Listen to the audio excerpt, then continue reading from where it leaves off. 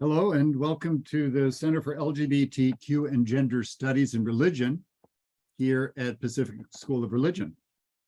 You have joined us today for the first Lavender Lunch of our 2023 academic year here at CLGS.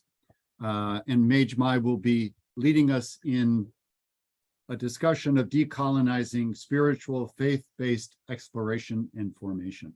So again, welcome. And before we begin, I just have a few housekeeping details. The first is that this event is being live streamed on Facebook for watching at this moment, and also it will be preserved on Facebook as well and our other media sites. And the chat feature, though, will not be live streamed, nor will it be posted. And we have a request from a couple of folks that you would not use virtual or blurry backgrounds. That interferes with some people's seeing abilities. So we'd ask you to do that if you would. And so again, welcome. And at this point, I'd like to introduce our speaker. Let me adjust the Zoom room here a bit. So again, the title of this Lavender Lunch is Decolonizing Spiritual Faith-Based Exploration and Formation, with Maij Mai, who is coordinator of the CLGS Asian American Pacific Islander Roundtable.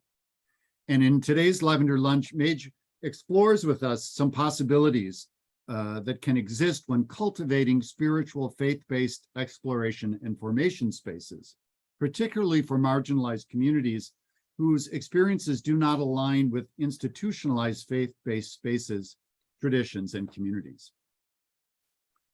Today, Maij will explore with us a variety of decolonizing possibilities in this work together using the first zine of our CLGS Asian American Pacific Islander Roundtable as an experimental tool and example of what decolonial spiritual faith-based exploration and formation can look like in practice. For a fuller introduction of my colleague, Maij Mai, who goes by they, he, Sib, homie, fam, is coordinator, as I said, of our CLGS Asian American Pacific Islander Roundtable, is Black Vietnamese, bipolar, trans, non-binary, queer, currently existing in and with beloved community in Durham, North Carolina.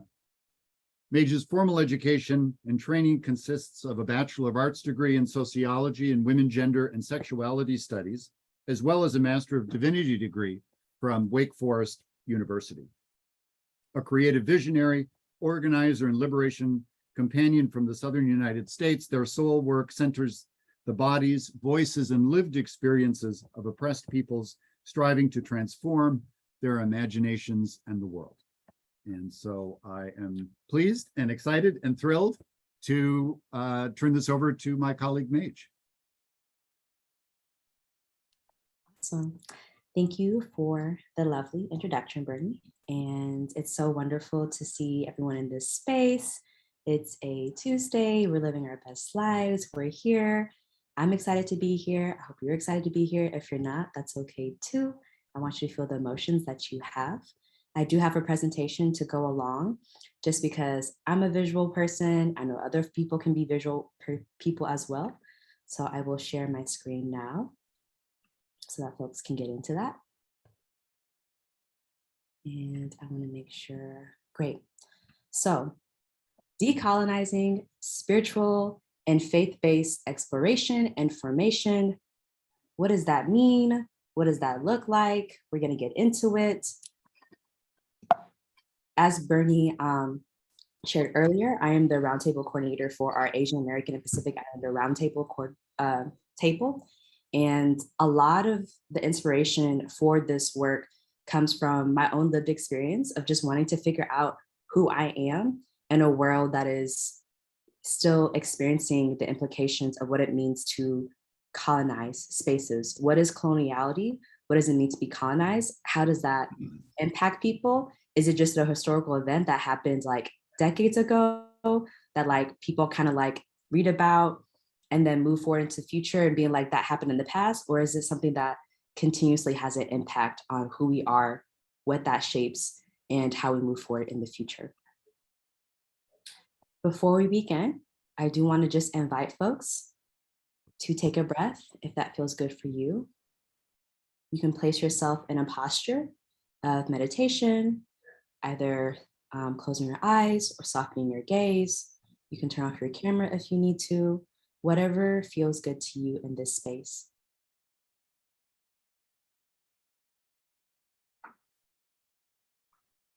If you feel led, I'll invite folks to take a deep breath in and a deep breath out.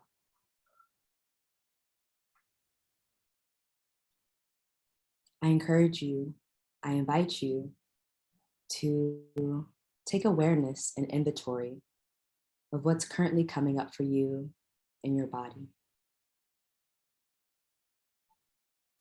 Did you eat today? Did you drink water? Were you able to take a deep breath at some point? What does nurturing yourself look like today? What does care for yourself look like today? And as you're breathing, I will invite you to listen to an incantation that shows up in the API Roundtable's zine. This is an invitation, an incantation to just set us in the mood for what we're about to explore together today. And if you would like, you can follow along with the words on the screen.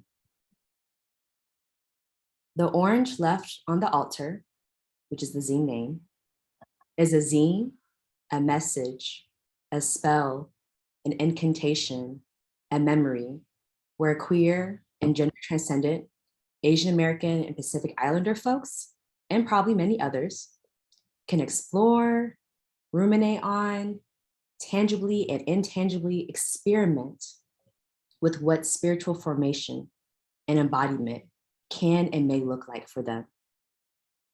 We step into this space not knowing what we'll find here. There are many unknowns that exist in these caverns, and yet we enter anyway.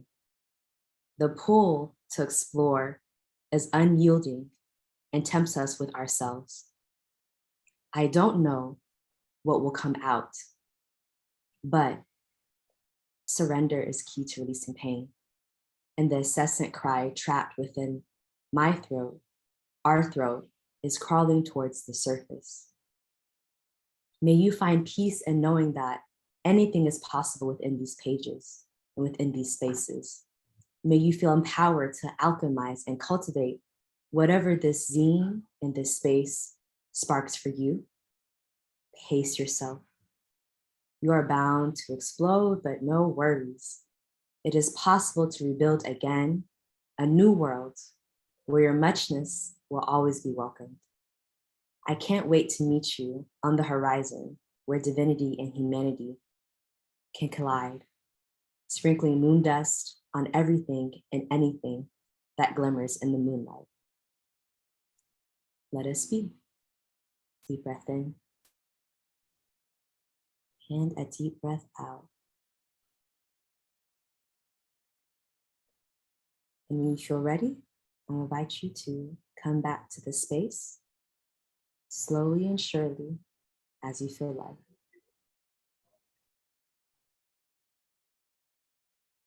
So, what does it mean to decolonize spiritual, faith-based exploration and formation?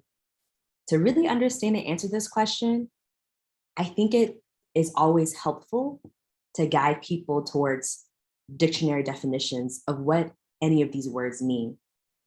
Now, dictionary definitions don't always fully encompass the full range of what these words might mean.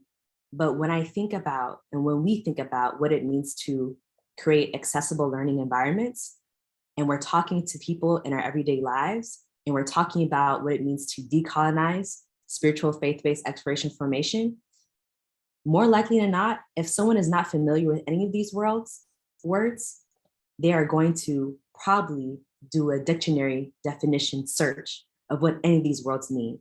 So that is why I like to, as a presenter, as a community member, like to use dictionary definitions of words not because it's the only type of definition that can exist outside there for a word, but more so because if you ask somebody to Google these words, these are probably the definitions that might come up for folks. So what does it mean to decolonize? Again, these are dictionary definitions. To free a people or area from colonial status, to relinquish control of a subjugated people or area. Another definition, to free from dominating influence of a colonizing power.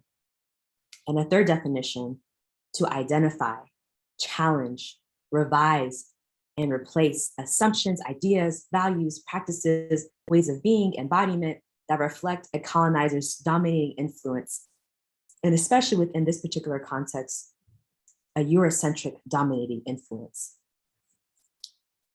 What does that mean when we talk about colonial influence, right? When we talk about freeing people from dominating colonial powers, frameworks, ways of knowing, ways of being, I want folks to focus on a word that shows up twice in these definitions, which is free.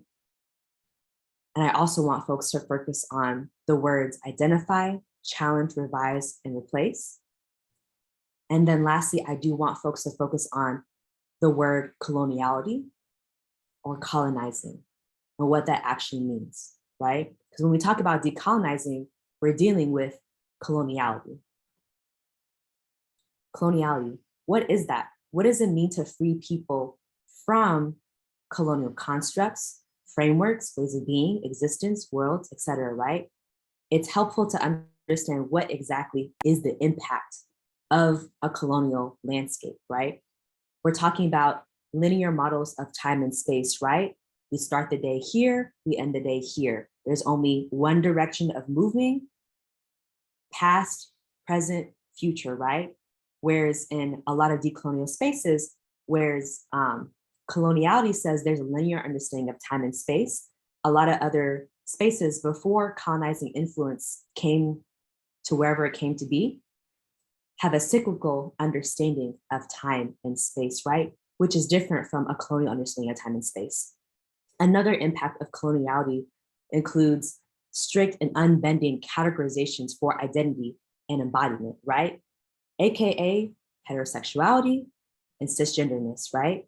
Those are unbending and strict categories for understanding identity and embodiment. Within the context of the US, the Black and white binary is also a strict and unbending categorization for identity, right? If we think about borders, right? What is a border? That is a literal binary that people have created, that colonial powers have created to distinguish what is a place, what is a space, and who owns what territory. We're talking about the violent seizing, degradation, manipulation of land and resources, right? Enslavement, exploitation, and oppression of human beings, and not even just human beings, living beings, beings in general, the entire world, right? Environmental degradation. We're talking about stripping away communities' autonomy, agency, ability to self-govern, the violent suppression of indigenous ways of knowing and being, and even understanding and getting access to what is our indigenous way of knowing and being, right? So we're talking about coloniality, right? And we're talking about what it means to decolonize. It is to free people. And free is a really big word, right? What does free mean? It is to free people, to liberate people, to build access, right? Away from, to identify, challenge, and revise and replace the current things, the meat and potatoes that comes with coloniality, okay? So that's what it means to decolonize, right? It means to challenge these systems, to challenge linear models of time and space, to challenge the strict and unbending categories for identity and embodiment, to challenge, to resist the violent seizing, degradation, manipulation of all these things, right? It is a challenge, it is a usurpation, right? It is a pushing against and a resistance of these colonial influences that have really significant and tangible impacts on people's lives as well as the land. So we covered like, what does decolonizing mean, right? And now we're shifting into what is spiritual, faith-based formation and exploration. Spiritual, anything that relates to the spirit, right? And whatever ways that means for somebody, right? Someone doesn't have to identify within a particular religious framework, faith-based framework, right? In order to understand the impact of spirit. And if they don't relate to spirit, that's okay too. What would they like to relate to, right? So understanding spiritual and understanding that it is connected to the spirit, but that spirit is also defined by people's own autonomy and agency. What is faith-based? Faith-based is connected and rooted and based within faith, right? And again, when we're talking about and understanding what does faith mean to people, that might look like a lot of different things, right? That might look like going to church. It might look like going to the mosque. It might look like going to the temple. It could also look like going to the club. It could also look like spending time in beloved community, right? So whatever faith, whatever trust is being placed in, right? Because faith is an aspect of trust as well. That is what we're talking about when we're talking about faith-based. And then we get into formation and exploration. What is formation? It is just the act of giving form or shape to something, right? It's like Play-Doh. That is the Play-Doh and the clay making, right? The manipulation, the moving around, the piecing together, the construction of time, space, and body. That is formation.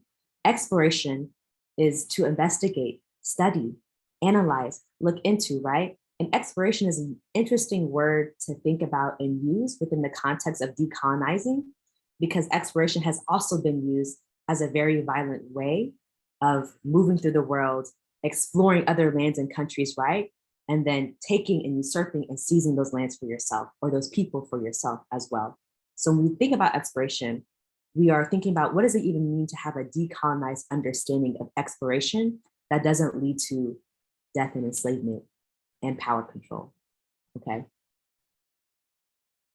So if we're thinking about decolonizing spiritual and faith-based exploration and formation, and we kind of piece together based upon these definitions, right? An actual understanding of what all this means, it is to free the act of investigating, studying, analyzing, forming, and shaping spirit and religion from dominating influence of colonial power and control. In short terms, right? That could look different for everybody. I know personally for me, right? I would like to explore my spirit without having to think about white supremacy. I would like to explore the full range of my humanity without having to be within strict categories of man and woman, right? I would like to be able to exist and move through the world with a sense of honoring the agency, autonomy, and independence of people, living beings in my life, and be able to negotiate what does it mean for me to flourish and what does it mean for you to flourish, and how can we flourish together? So all of this has body, right? All of this means something different for people. And so what does it mean to provide and create spaces where people can explore spirituality and religion for themselves in ways that has no barriers? Because coloniality creates a lot of barriers for people to actually gain access to themselves.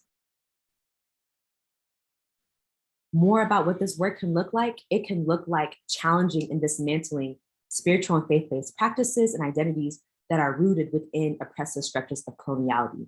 One of those oppressive structures being white supremacy, right? So what does it mean to form spiritual and faith-based identities that move away from and challenge white supremacy, challenge ableism, challenge capitalism, challenge heteronormativity, cisgender, all the isms that we can think of that are just harmful, right? What does it mean to formulate a spiritual and faith-based identity that is not rooted in the oppression and subjugation of other people, as well as yourself? It can also look like exploring and forming, reconstructing, reimagining spiritual and faith-based identities outside of oppressive structures rooted in coloniality. This could look like creating spaces where someone wants to experience and explore their spirituality. They might not feel comfortable going to the church. They don't have to go to the church. You can bring that work to them. you can provide resources to them wherever they are and be and walk alongside them, be present with them in that process of what it means to formulate a relationship to spirit that has nothing to do with the institution, that has nothing to do with what other people say it should be, right, for them, but comes from an authentic place of this is what it means to me, and I can have clarity around how I can articulate what any of these things mean to me. And then lastly, this work can also look like recovering, honoring pre-colonial or indigenous spiritualities and faith-based systems, which when we talk about indigeneity, right, or pre-colonial ways of being, that is such a rich and wide range, such a diverse range of understanding in the world. There is no one way to be indigenous, right? There is no one way of showing up into a particular space and gaining access to self, right? Because before coloniality, there was no need to categorize people in really strict categories and binaries and constructions, right? People had agency and autonomy, right? People aren't perfect. We can get that straight first. People are not perfect. So it's not like indigenous practices are without any sort of fault or like crevice and things of that nature.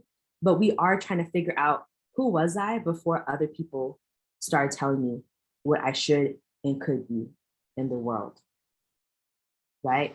Or if there is something that doesn't resonate with me, how can I construct a way of being in the world that does resonate, that does speak to, that does make me feel grounded in a sense of who I am, who my lineage is, and what legacy I want to leave to my descendants as well. All that framing around what does it mean to do this work, I would like to now show you a possibility, a tool, and a resource of what it means to provide a space, to provide resources, to provide tools for folks to decolonize, to engage in decolonial practices of what it means to shape and form their own spiritual and faith-based identities and practices as well. So I am showcasing cute fanfare of the zine that was created within the Asian American Pacific Islander Roundtable. It's called The Orange Left of the Altar. All of the artwork within the zine, except for like one piece, was designed by myself, the Roundtable coordinator. It is a beautiful resource and tool that allows people to explore what might it mean to create my own spiritual and faith-based practices that don't always have to exist within a formal institutionalized space, but this is something that I can carry with me and kind of explore and experiment with wherever I go, with whatever communities that I exist in and part of. Why a zine? Zines, the short version are creative projects that can take so many different formats.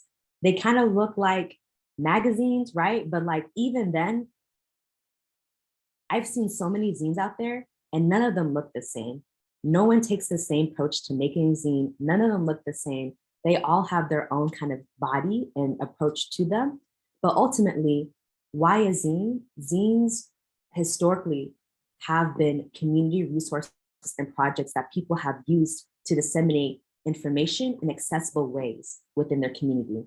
It's a place where people are like, this is important knowledge for us. I want my community to have it. How can we knowledge share with each other in ways that do feel accessible, in ways that do come from the community itself, so that we're not always relying upon monopolized media outlets, so that we're not always relying upon our governments, so that we're not always relying upon X, Y, and Z, right? This is a community-based project that comes from us, by us, and this is a knowledge production that we want to honor and share because it came from our community. That is what a zine is. What can you find in this particular zine? Tools, resources, beautiful artwork, right?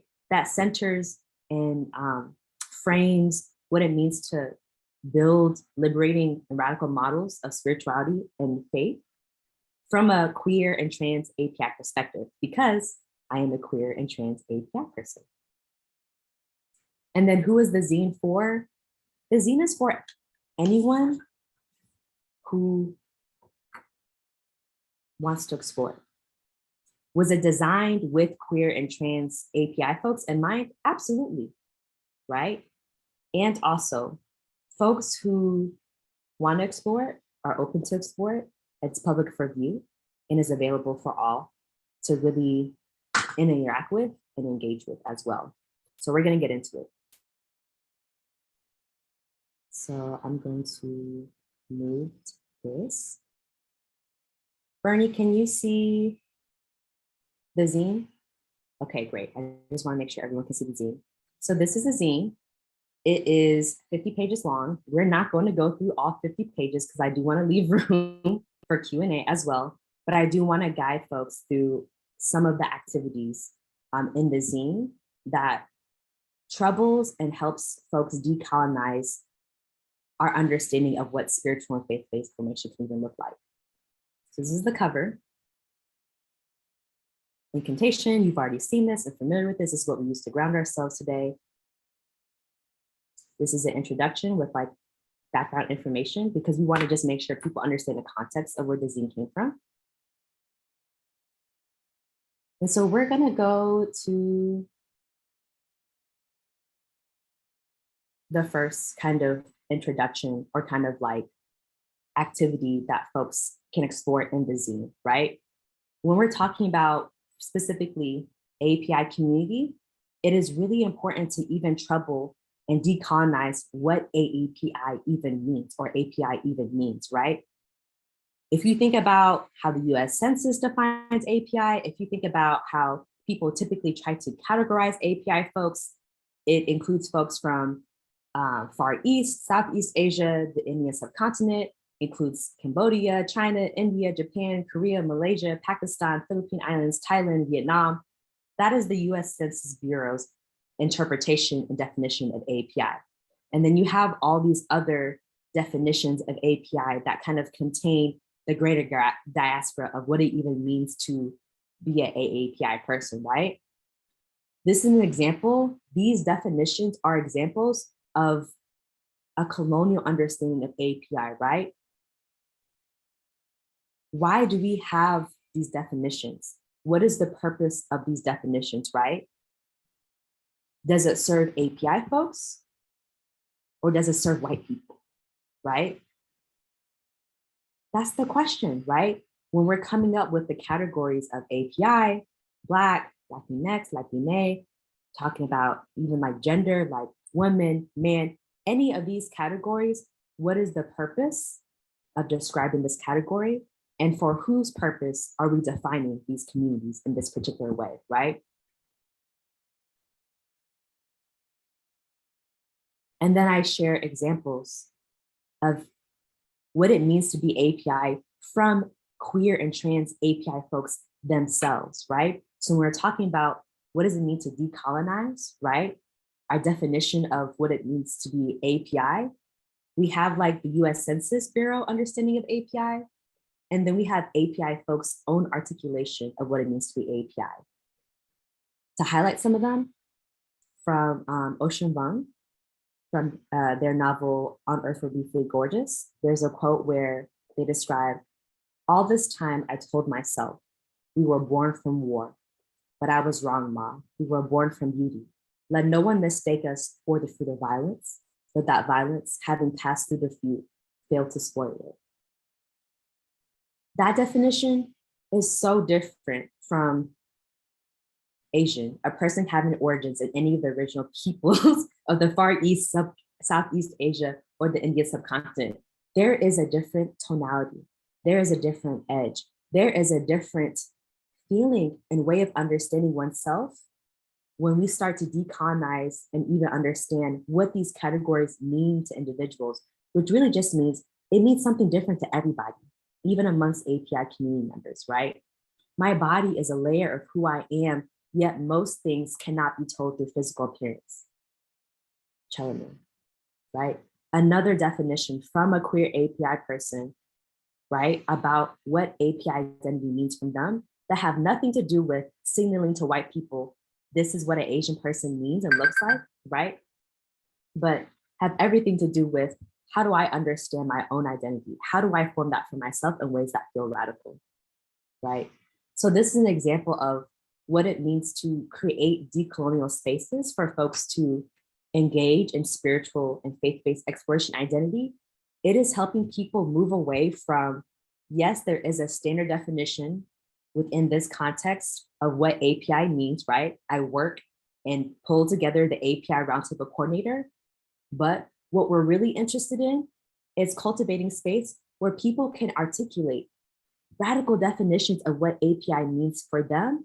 And then that can birth its own practice, its own body, its own community spaces that have nothing to do with trying to define who API is to white people and the rest of the world, but have everything to do with how API folks can cultivate and transform and become into themselves.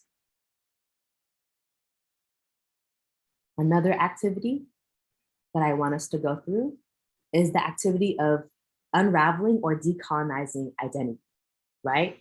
So we often think about identity, as these are all the different descriptors that I can give you, labels that I can give you that will help you understand who I am, right?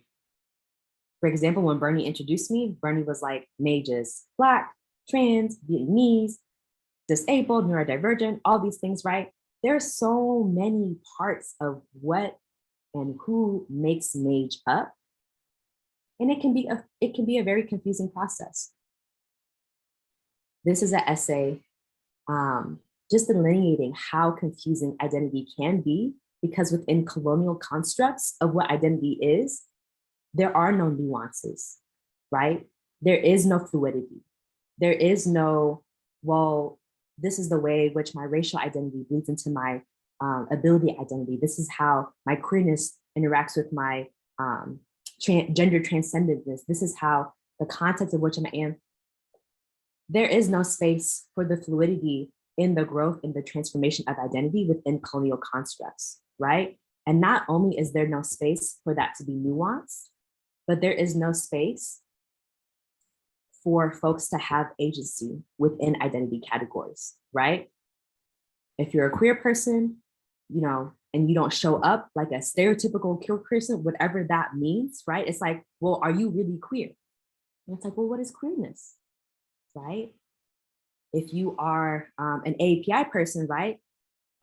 Or if you are putting together an API zine and someone's like, well, it doesn't look AAPI enough. What does it mean to create a zine that looks API, right? And so these categories and these labels become, in some ways, in a lot of ways, prisons for people. Because if they don't fit that category, then there are consequences for not fitting into a category. If they don't fit the stereotype of what it is assumed they should be fitting into that stereotype of, then there are consequences, right? There are slaps on the hand, slaps on the wrist. There are impacts and barriers that then shape and form around somebody that lets them know, yes, we want you to be Black, but this is how we want you to be Black. Yes, we want you to be queer, but this is how we want you to be queer. So a tool, right, an activity that the zine offers to people is to understand what it means to allow your identity to be a way that you can describe yourself, right? That you can identify yourself without it being a trap, without it being a prison for your growth and your transformation, because identity is constantly changing and shifting over time. So again, I'll invite folks to engage in this activity with me at your comfort level in ways that feel good for you. You can assume a meditative, contemplative position that allows you to feel grounded.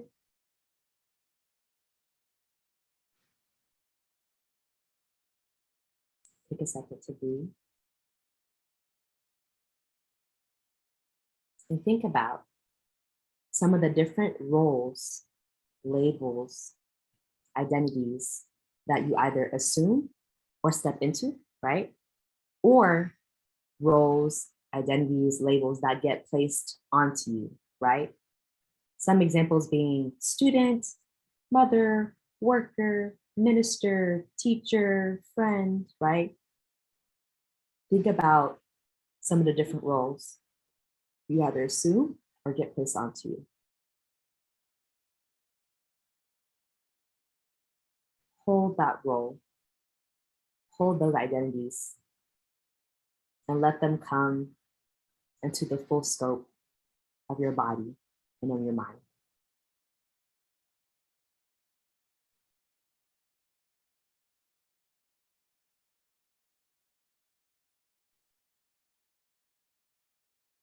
Let that role and the weight of that role come into your body. Acknowledge it. Acknowledge how that role impacts you, right? For example, I am a coordinator, the API Roundtable, right? I'm letting that come to the forefront of my mind. I'm holding that weight of that role and what that means to me, what that means to others.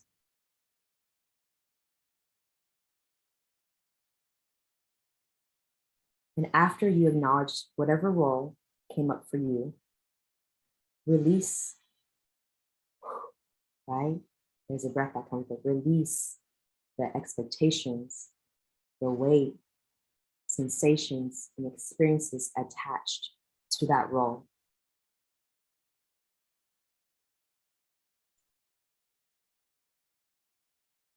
And you can release that role with the following affirmation or one of your own making. There is so much more to me. I am infinite possibility.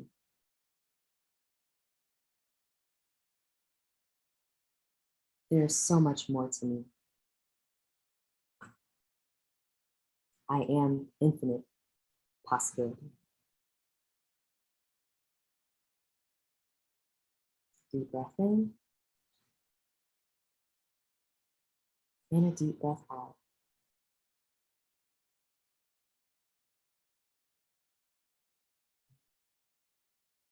Take your time,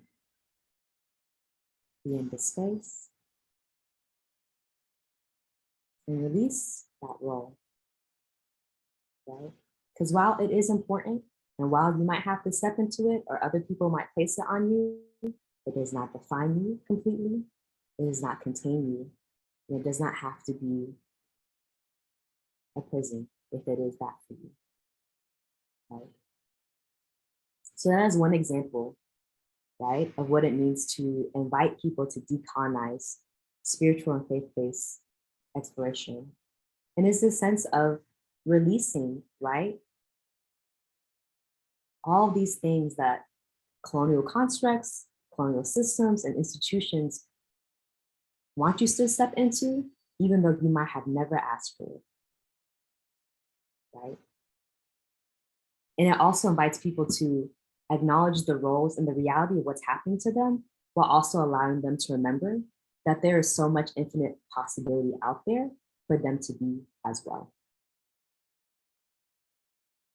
We'll do and explore one more activity together, and then we'll open up for Q&A, correct, Bernie? Great. So another activity about deconstructing time, right? We kind of talked about time a little bit earlier and how time, particularly within like Western colonial constructs, often functions in a linear understanding, right? Reimagining time, decolonizing time from a marginalized perspective, from an API perspective, requires us to reimagine concepts of times that are influenced by colonial constructs such as white supremacy, colonialism, imperialism, capitalism, and everything in between that might devalue Asian bodies and ways of being. My understanding of time, right? If I were to create an understanding of time that exists beyond a linear construct, right? That comes with coloniality. My own understanding of time, for example, is that I see time the way I see constellations, right? And stars. There are some bright moments, there are some dim moments. There are moments that you can see, but have, if you were to look at that star might already be dead or dying by the time you reach it, right? There are portals that exist in constellations there are different gaps and areas, right? And hopping through time for me, particularly as someone who has ADHD, right? Minutes, hours, days, they look different for me, right? They feel like constellations. The way I construct and think about time does not function in a linear model, right? So my understanding of time and measuring time comes from the stars and it comes from constellations, right? And so an activity that this zine invite folks to do as a part of deconstructing time, which is often a really big framing for spiritual spaces and faith-based spaces, is to create our own measurement of times outside of seconds, minutes, and hours, right? So one of the other activities that I invite folks to consider is, if you were to create your own measurement of time that doesn't use standard measurements such as seconds, minutes, years, and hours, what would that be?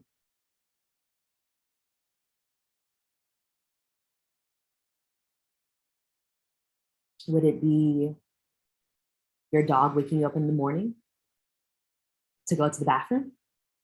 Is that how you know it's morning time? Right? Would it be when your tummy grumbles because you're hungry and it's lunchtime and you know that's time to eat, right? Is it the way the sun hits your office window when you're sitting and working to the day, and that's how you understand when it's time to move to that next meeting, right? What would it look like to create our own measurements of time that actually make sense, right? To the ways in which we live our lives or want to live our lives, period.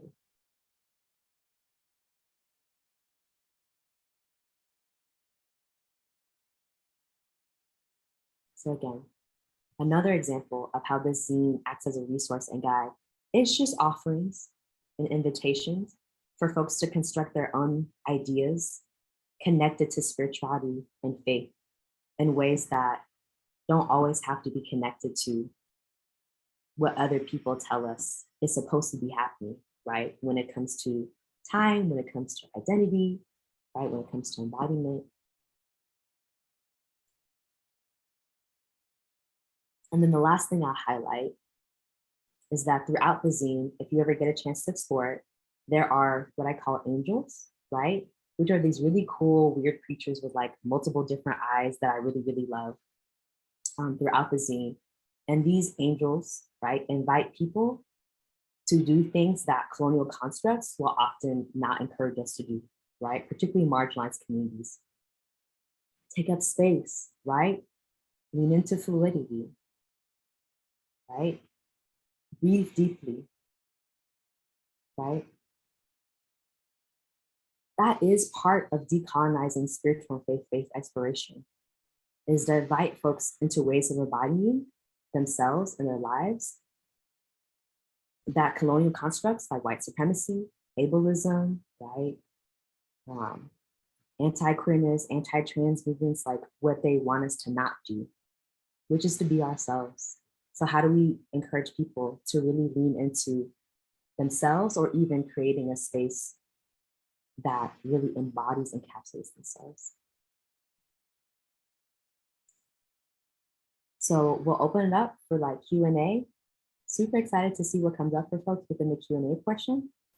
Also, I want to preface that this is only one person's interpretation of decolonizing these practices. I'll stop sharing my screen so people can see me. I see a question that says, is it possible to get a copy of this particular zine? The zine is available on the CLGS website. Bernie, I saw you on mute. Did you want to share? Yeah, I'll put a link in the chat now. Great. And there will also be the goal for the API Roundtable is to create more versions of the zine so that people and other community members and other API folks can also submit and contribute to future versions of the zine. So this particular zine, this first one was created by myself, just to give like a little landing page and a foundational kind of like first go around type version of the zine for the API Roundtable. There will be future versions. There'll be one coming out this semester that will be open to submissions and contributions for queer and trans API folks at large.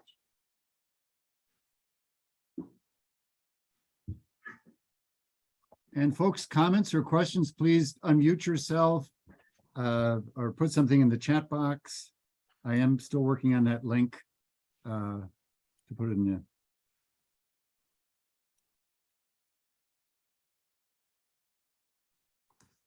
I can also drop it in the chat as well, Brittany.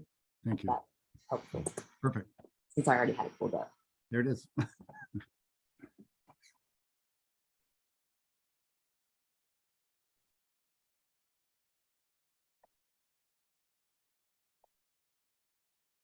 I'll read from the chat. I love the concept of time as constellations. I'm exploring the thought of time in its tidal ebb and flow, perhaps more and less concentrated with activity.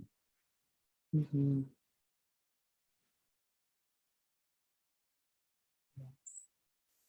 Any comments, questions? When I have mages, do you find, not that one needs to, but a link between kind of spiritual being and decolonizing and your own activism? And if not that you need to talk about that, but I'm curious if you feel comfortable sharing some of how that might connect for you. Yeah, for sure. So I think it would be helpful for folks to know like the context in which I come from, right? I grew up in a Roman Catholic household, right? But I also, my mom is Roman Catholic, my dad is Buddhist. And so it was always a really interesting like tango between those two spiritual faith-based identities growing up. I'm also a survivor of conversion therapy from the Catholic Church. And so for me, the reason why I'm passionate about creating spaces like this for folks who don't want to go to church or don't feel comfortable going to church or don't feel comfortable going to like institutionalized faith-based spaces is because I myself am someone who doesn't always feel comfortable in those spaces, right? And so oftentimes, a lot of marginalized communities folks, we create the things that we need, right? And so for myself, I was like, I feel spiritual or I feel like I want to connect to something, but I don't feel comfortable going to a Bible study. I might not feel comfortable going to a temple, right? Or I'm still trying to figure out what that means for me. What I started to realize was that what really did feel like church to me was late night conversations in my apartment with other Black and brown API queer and trans folks, where we could laugh, listen to music, watch videos of dope artists like Doechii and other queer folks, like just imagining dreaming together, like going to the club, right, with other queer and trans folks has felt more like a spiritual space for me, right? But if you're understanding like spiritual spaces, like people don't often think of the club as a spiritual space, even though it is, right? People don't often think about protests and rallies as a spiritual space, but it is. There's call and response, right? There's usually a sermon, right? Even if the sermon is like, make sure that white people get to the periphery of the protest line and make sure that Black and brown bodies are safe, right? Organizing and activism spaces have been spiritual spaces for me, right? And I've seen people open up organizing spaces like we're about to go protest and someone pours libations beforehand, right? Anytime people call out the names of folks who have transitioned and died at police violence, right? That is in a lot of ways similar to libations, right? Or similar to like, so it's all these different things like what we understand to be spiritual, we even have to decolonize. What is a spirituality? When people ask me like, how do you identify spiritually, Maij? I'm like, if I were to like really give you a word, right, of what my spiritual practice looks like, it looks like being a trans person.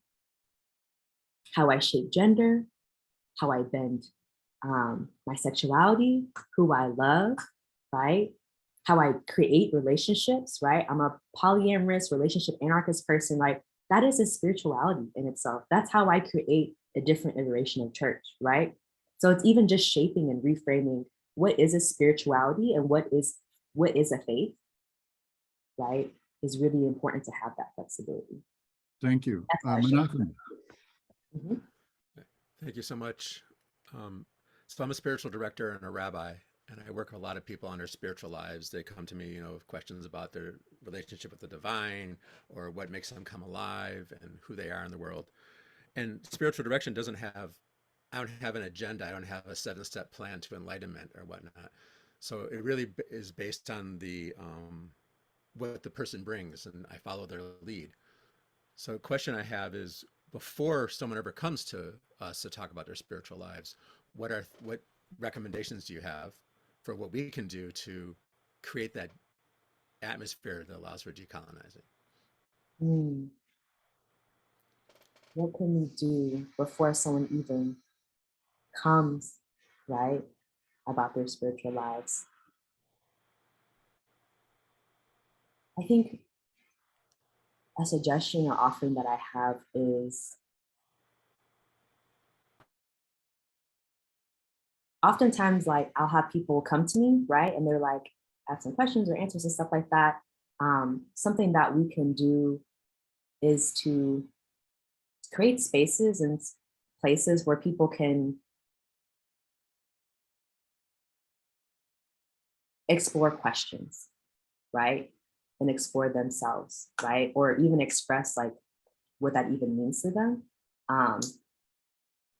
Before like I even get into any sort of like spiritual direction conversation or anything with them, I just want to get to know them.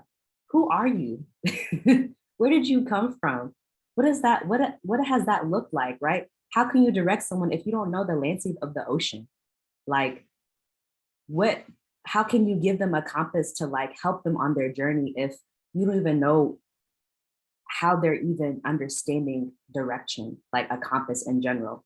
Does it look like a physical compass? Does it look like, do they have models for that, right? Do they look to somebody for like as a model for what they're trying to emulate in the world? That before we even get to, what does spirituality mean to you and how do you form it and things like that, a lot of it is what are we working with, right? And something that I found quite often is that people might not even know what they're working with. So that question of like, who are you? And like, can you articulate that to me? Like someone be like, I don't know who I am. I don't know who I am. And so like part of that first step of the journey is like, okay, so what are some steps that we can get to get there? I find that questions are a lot more helpful. And sometimes you might spend a whole year with a person on just one question, right? Before you get into any sort of spiritual direction, conversation, journey, practice, and things like that.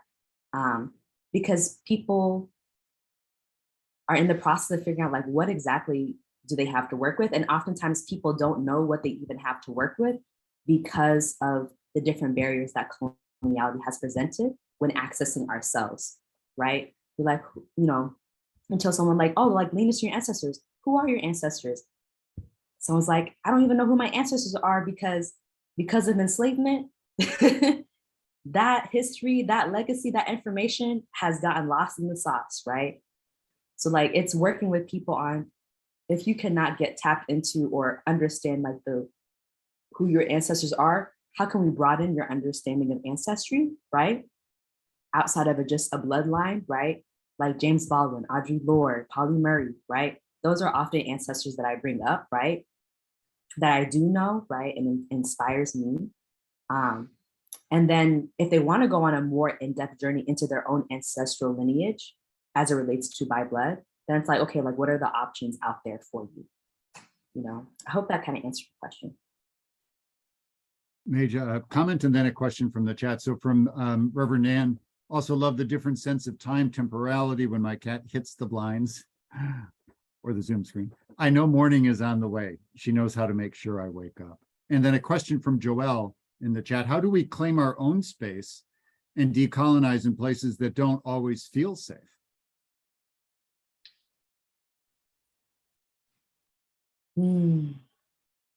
That's a hard question. Because we can't, sometimes with places that don't feel safe, we can't always just go up to them and be like, could you make the space a little more safe for me, right? So we're like, what do you mean you're not safe? I feel safe, why don't you? No, I don't feel safe, right? Oftentimes, people claim space by setting boundaries, right? Sometimes it's hard to claim space when it feels like there is no space to actually claim, right? For example, like, I want to decolonize and feel safe, right? At a church that I'm a part of, right?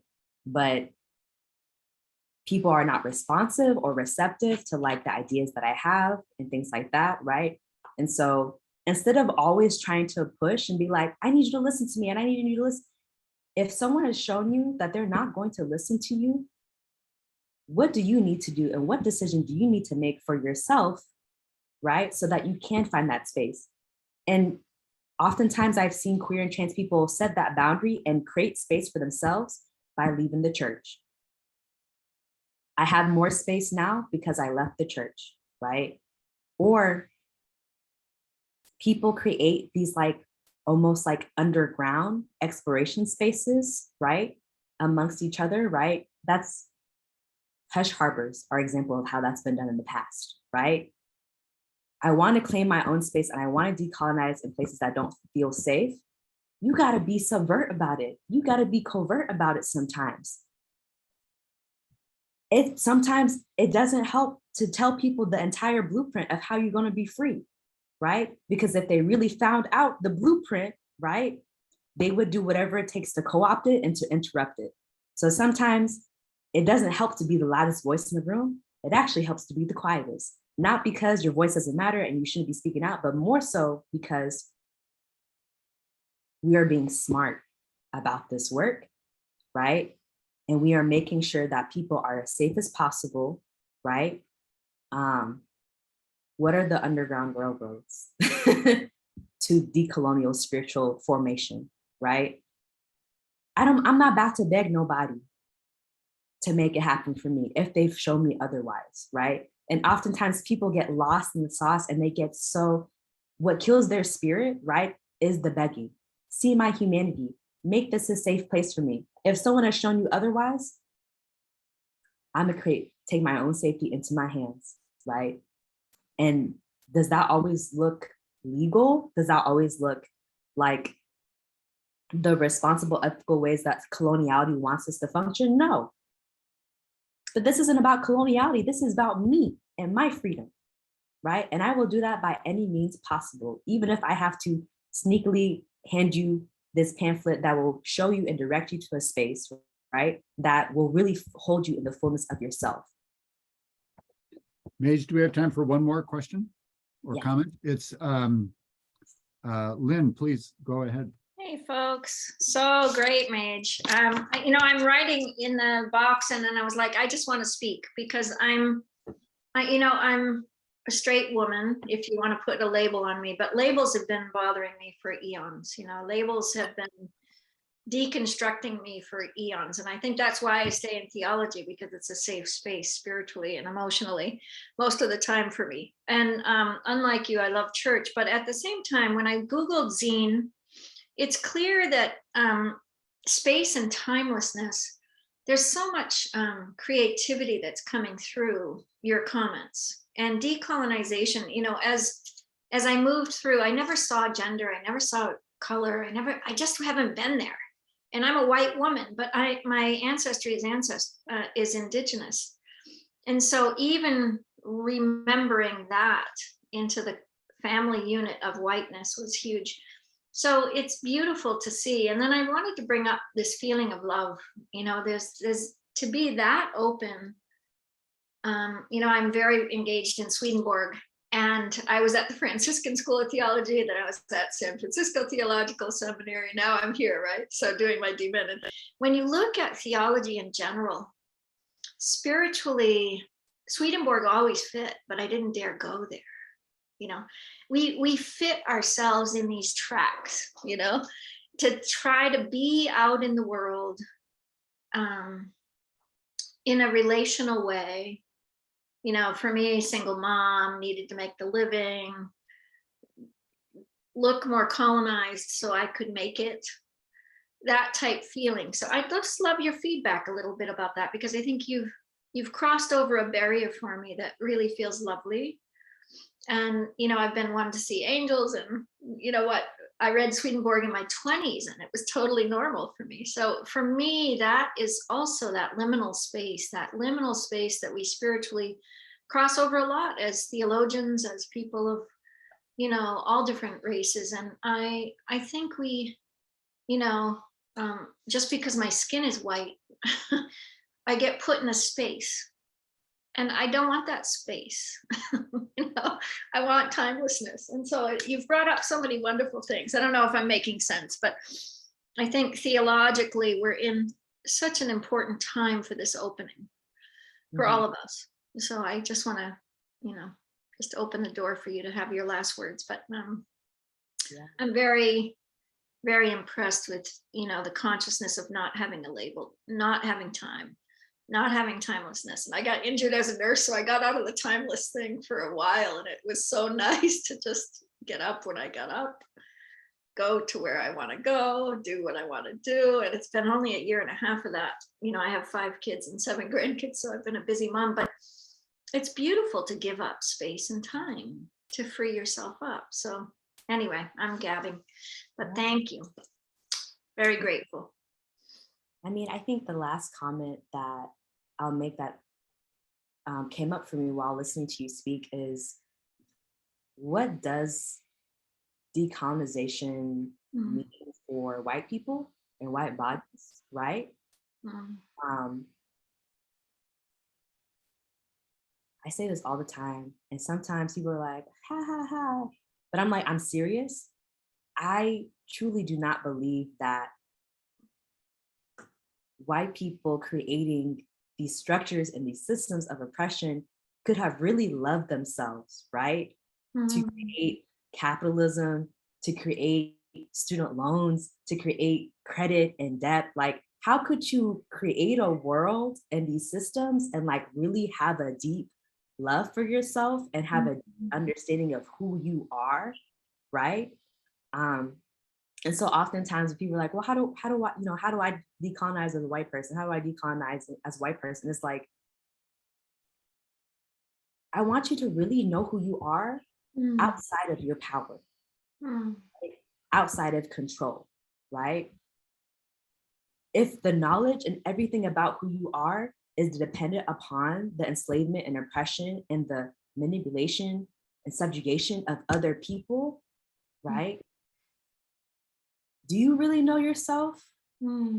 Or is what you know about yourself based off of control, right? What is it? And I think when white people are able to actually like know themselves and like face themselves and like know who they are intimately, I think that's where the decolonial process comes from. Because currently a lot of white identity is just based upon power and control. And so it's like being able to develop a more robust understanding of who you are as a person, right?